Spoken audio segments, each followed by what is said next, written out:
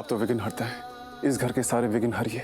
मुझे वो दिखाइए जो सच मुझे दिख नहीं रहा। मेरी जिंदगी बहुत मुश्किल हो गई है, उसे आसान बनाइए। पापा प्रार्थना मेरे साथ नहीं रहना चाहती, लेकिन मैं प्रार्थना के साथ रहना चाहता हूँ। मैं सिर्फ प्रार्थना के साथ रहना चाहता हूँ। मुझे इतनी शक्ति दीजिए कि मैं जिंदगी भर प्रार्थना को अपने साथ रख सकूं। इतनी शक्ति दीजिए कि मैं सबसे कह सकूं कि मुझे प्रार्थना का साथ चाहिए, और इस साथ के लिए जिंदगी भर के लिए उसका हाथ चाहिए। मुझे सिर्फ प्रार्थना चाहिए। पता नहीं मैं सबसे कह क्यों नहीं पाता हूँ। मैं जानता हूँ कि अगर मैं कहूँगा तो सोनालिका और बुआ माँ का दिल टूट जाएगा, लेकिन अगर मैं नहीं कहूँगा तो मेरा दिल टूट जाएगा। प्रार्थना का दिल तो पहले ही टूट चुका है, इसीलिए वो मेरे साथ नहीं रहना चाहती। मैं हमेशा सबके बारे में सोचता हूँ सिवाय अपने। सबकी चाहत पूरी करता हूँ सिवाय अपने। मेरी चाहत का सिर्फ एक नाम है, प्रार्थना। पापा, मुझे सिर्फ और सिर्फ प्रार्थना चाहिए। हाँ, तूने देखा नहीं कैसे उन्होंने मुझे कमरे में जाने के लिए कहा कि मैं आराम करूं। उन्हें मेरी फिक्र थी, वो मेरे लिए परेशान थी। उनकी बातों में मैंने अपने लिए परवाह देखी। आप हर चीज में पॉजिटिव सोच लेते हो ना। आप सबके लिए अच्छा सोचते हो तो आपको लगता है कि सब अच्छे हैं। कितनी घुमा फिरा के बात कर रही है। साफ साफ बोलना, क्या बोलना है। तो मैं साफ साफ बोलती हूँ।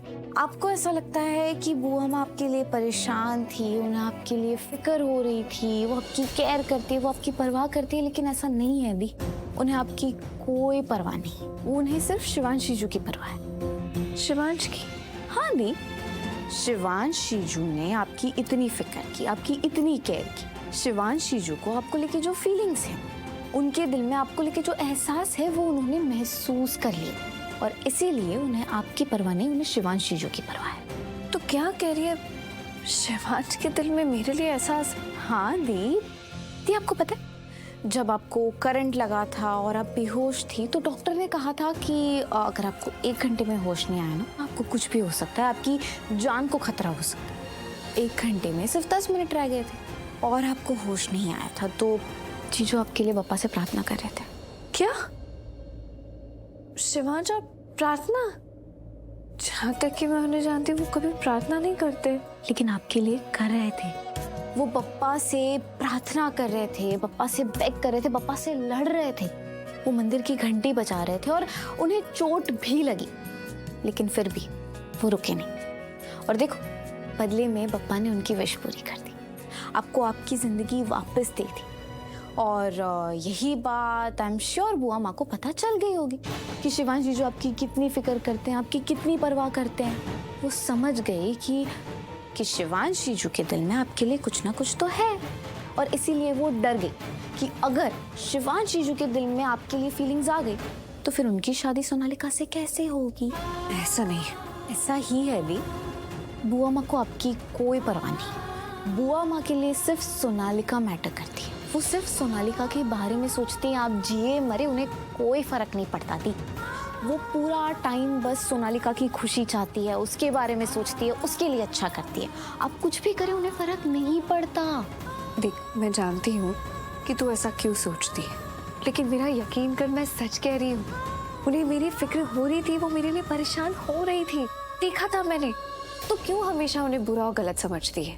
क्योंकि वो गलत है, इसीलिए समझती हूँ। गायत्री देख, शिवांश जीजू उनके बहकावे में नहीं आए, उनका प्लान फिर से फेल हो गया, तो अब वो कुछ ना कुछ ऐसा कर रही है जिससे उनका प्लान फिर से पास हो सके। इसीलिए वो ऐसा दिखा रही है जैसे वो आपकी बहुत परवाह करती है, वो शिवांश जीजू की बहुत फिक्र करती है। वो अपनी अच्छाई का दिखावा कर रही है ताकि ऐसा करके वो सोनालिका को शिवांश जीजू के करीब ला सके और आपको उनकी जिंदगी से निकाल सके। गायत्री, मैं वैसे ही शिवांश के लिए कुछ नहीं हूँ। शायद हमारी जोड़ी लिखी नहीं थी, शायद हमारा साथ होना नहीं लिखा था। हाँ, मैं उन्हें पसंद करती हूँ और कभी कभी लगता है कि वो भी मुझे पसंद करते हैं, पर लगने में और होने में बहुत अंतर है। दोनों अलग चीजें हैं। पर ये बात भी तो मैं कभी नहीं भूल सकती ना कि शिवांश पहले सोनालिका के थे, सोनालिका के पहले प्यार थे, और हो सकता है कि शिवांश अब भी सोनालिका से प्यार। आप क्या बोल रहे हो? आप ऐसा सोच भी कैसे सकते हो? इतना गलत क्यों सोच रहे हो आप? इतना कुछ गलत नहीं है।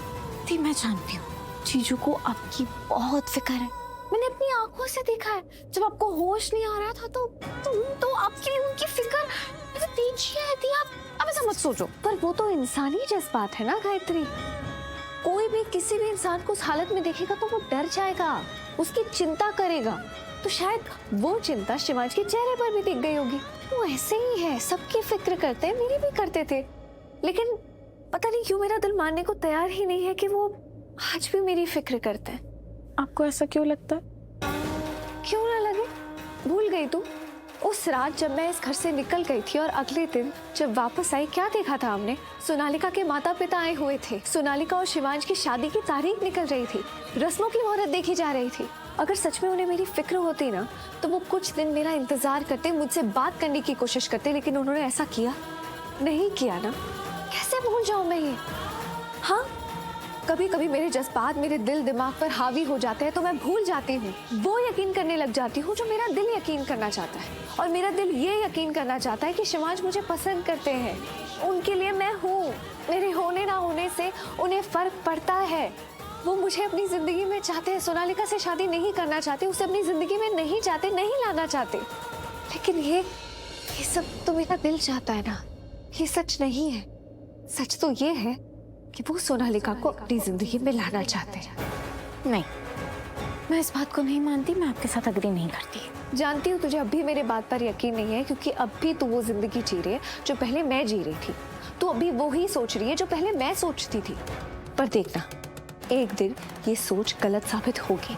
अगर आप इतने श्योर हो कि शिवांश जीजू सोनालिका को अपनी लाइफ में वापस चाहते हैं तो फिर आप यहाँ क्या कर रहे हो दी?